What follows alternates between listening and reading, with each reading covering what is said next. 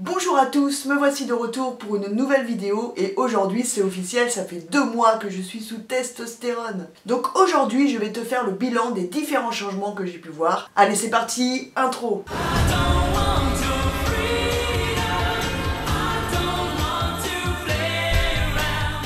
Déjà, je tiens à dire que je suis vraiment très heureux d'être dans cette démarche. Et en fait, plus j'avance dans le temps, plus je me sens moi-même et heureux d'être qui je suis. Donc je remercie avant tout toutes les personnes qui ont été là pour moi, que ce soit avant, après. Je suis vraiment très chanceux d'être aussi bien entouré et ça c'est vraiment une force pour moi. Et je trouve que tout est beaucoup plus facile finalement.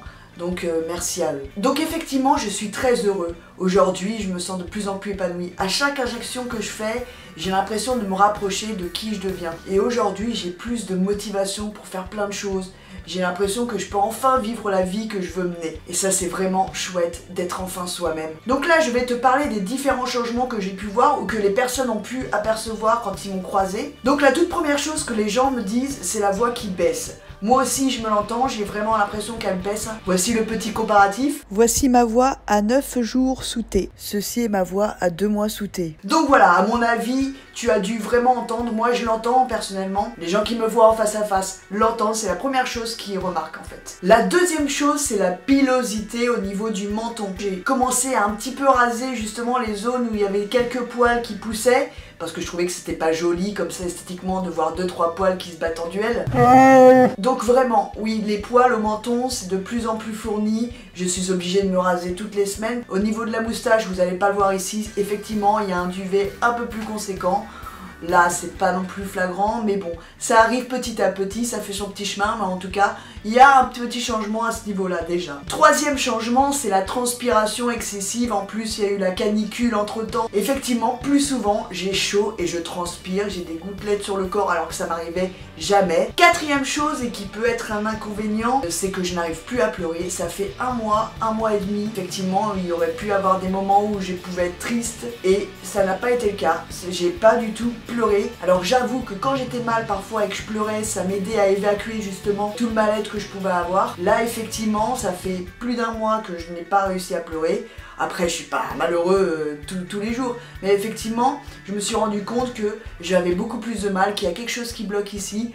Ça n'enlève en rien la tristesse que je peux avoir sur une situation ou autre. Bon, en tout cas, ça m'aide aussi à mieux gérer mes émotions d'une certaine manière. Donc pour moi, c'est quand même un avantage. Cinquième point, j'ai plus d'énergie quand je vais à la salle de sport. Effectivement, j'ai eu l'occasion d'aller au sport ces derniers temps, justement pour commencer à travailler tous ces muscles et à me faire une certaine carrure. Et effectivement, j'ai vraiment l'impression d'avoir beaucoup plus d'énergie, plus d'entrain. Et même quand je sors de la salle de sport, j'ai une sorte d'excitation, comme si j'étais encore en forme.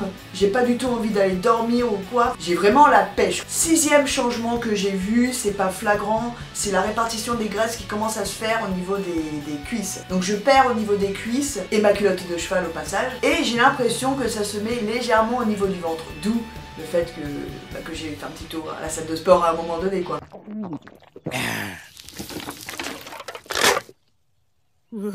Mais en tout cas, c'est clair que j'ai l'impression que j'ai un petit peu plus de ventre, que les graisses peuvent arriver beaucoup plus facilement. Donc le septième point, c'est que j'ai l'impression que je suis plus agressif et il y a des choses qui peuvent m'énerver beaucoup plus rapidement.